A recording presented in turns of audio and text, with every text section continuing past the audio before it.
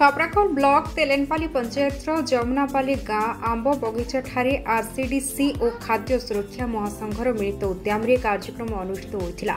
प्रथमे विहन रथ और विहन कलश शोभायात्रा कर शताधिक महिला पुरुषों द्वारा गाँ परिक्रमा करने पर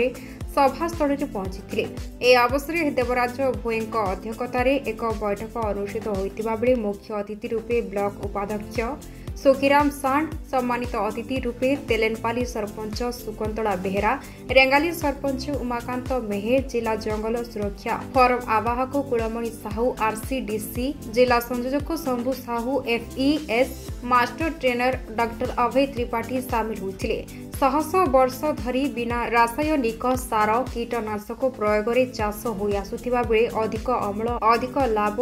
लभरे चाषी पड़ी क्षति सहूथिबा कहिथिले। रासायनिक सार और कीटनाशक व्यवहार द्वारा माटी पानी पवन और परिवेश नष्ट होतिबारु विभिन्न रोग होतिबा कहिथिले। शेषरे नारायण साहू धन्यवाद अर्पण करथिले। पाटनागढ़ पाटना समाचार आमे आरसीडीसी तरफ ए अंचल पाखापाखि 5 वर्ष ला काम करे गां मान को जेगिरा हम पचारु मुख्य समस्या होते चाष जंगल जीव जंतु काना काना अछि आधुनिक पद्धति चाष करवा संगे संगे विभिन्न हाइब्रिड सब मंजी के व्यवहार कर चाष करछन बहुत खर्चांत स्वास्थ्य भी खराब होचे उद्धार पाइबे से हमें चाषी मान गले विभिन्न देशी बिहन ता सुरक्षा संरक्षण ऊपर विभिन्न प्रचार प्रसार विभिन्न गाँव विहन बेगुड़ा प्रतिष्ठा बाजार उपर निर्भरशील निजे निजर बिहन रखे चाष कर समृद्धि कहबे से ऊपर एटा गोटे प्रयास है आ ताहाके करबा ले एटा गोटे चाषी मन समावेश है आ विभिन्न प्रकार बिहन आदान प्रदान हेबा मां मान बिहन मां मान सृष्टि कराएगी बिहन रो समृद्धि कराबा तार उद्देश्य तेणु बिहन बंचिले आमे बंचिबा बिहन बंचिले माटी बंचिबो बिहन बंचिले आम खाद्य थाली विभिन्न प्रकार खाद्य रही पारिबो सुस्थ रहिबो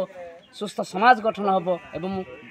चाष बिहन प्रकृति पाणीपाग समस्ते बंचे आमे भी बंची पारिया एटा होची मूल लक्ष्य आरसीडीसी रो। तेणु आम अंचल जो प्रकार एकक फसल होची ताको विरोध करिकरी आमे किंतु गोटे जगार अनेक प्रकार फसल करे सेटा आम ताको आज इंश्योरेंस क्रॉप जहाँ कहूँ गोटे फसल नष्ट आउ दुटा फसल आम पाइपर एवं खाद्य पाइपर भल खाद्य पाइले भल मनीष हो पारे